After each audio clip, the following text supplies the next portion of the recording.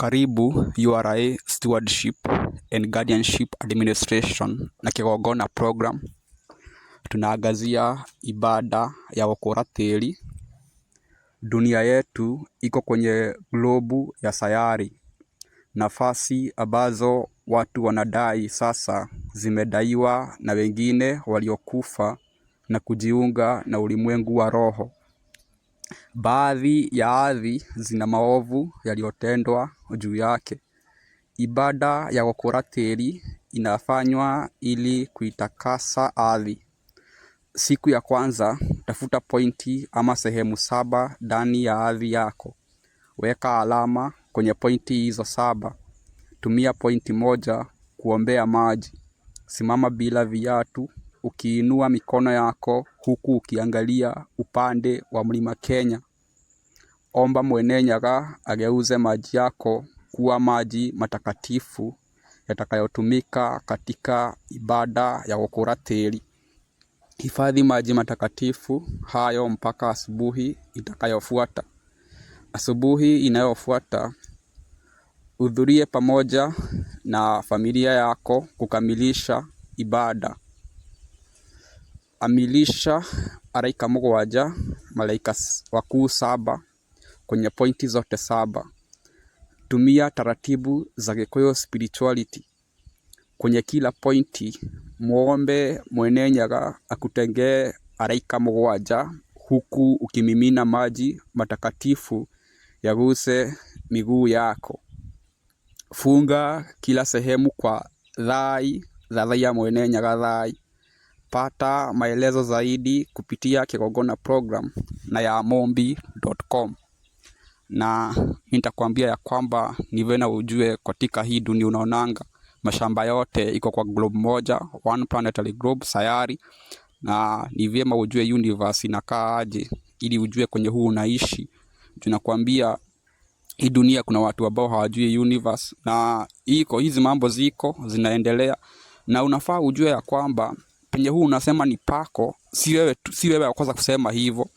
Ujue ya kwamba kuna watu wengi wameishi na wao walikuwa nasema pia hapo ni pao, na wakikufa bado walikuwa wameshikana hapo.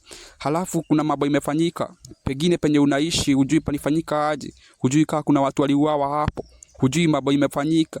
So ni muhimu sana ufanye hii ibada, hii ritual ufanye ili uweze ku-cleanse mchanga yako. Na ukifanya hivi utaweza ku-align saa positive energy kwako. Juu nakwambia unaweza kuishi kusumbuliwa na shaba, hujui kwa nini inafanyika, na nijue hujui the history ya hiyo shaba vyema. So unafaa ujue ya kwamba ili kufanya hii ritual, siku ya kwanza utafute sehemu pointi 7 ambazo uta-activate hawa malaika 7. Mimi nimekwambia ya kwamba kuna kigongona kia nyumba penye huu unaombea wewe mwenyewe kaa umeangalia upande wa mlima Kenya. Mlima Kenya si ya kawaida, ni makao ya Mungu. Hadi hiyo jiwe ilitoka na huko juu outer space ikaanguka hapo ikatengeneza huyo mlima, na hiyo mlima Mungu ndiye alichagua kuwe kikao chake. Kuna ofisi yake hapo, Umpina Seat of Majesty, huko ndiko huwa anakaa. Ujue Mungu ako na mwili ya mwangaza, body of light, na pia ako na malaika wake 7. Na ni vyema ujue Mungu kwa undani. Hii century ndivyo watu watajua Mungu kwa undani. Ndio nakwambia huwa naishi huku Kenya.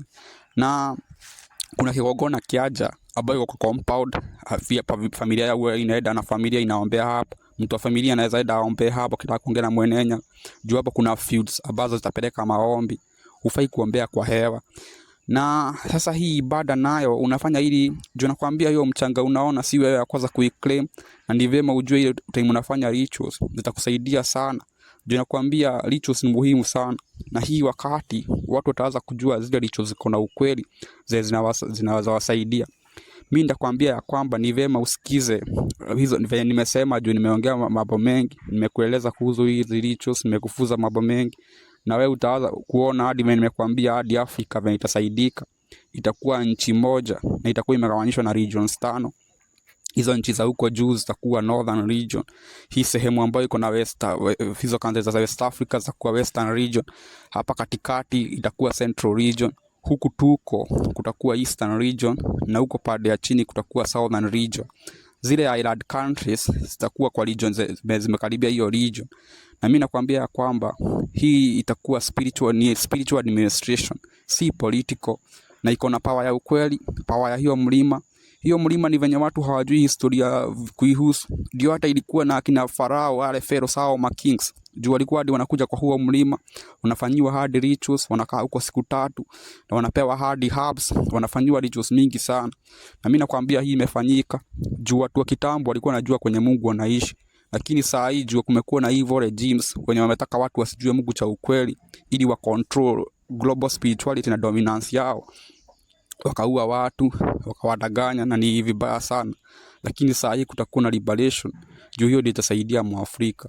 Si vyema uishi ati wewe hujui Mungu. Na hii century watu wameanza kujua Mungu cha ukweli.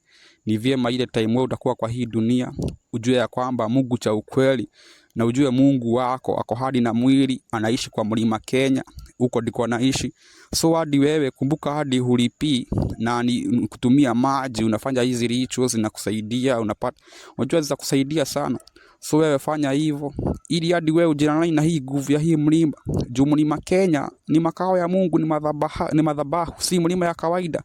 Na nimekwambia kuna global spirituality, kuna madhabahu zingine, na mlima Kenya ndio epicenter, ndio makao ya Mungu.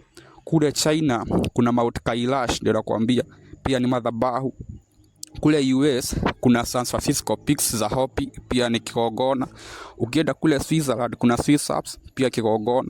Na bado Waislamu kuna Kaaba, ndio nakwambia, na Kaaba iko na black stone, iko na element ya outer space radiation. Ninakwambia divine radiation ndio husaidia watu.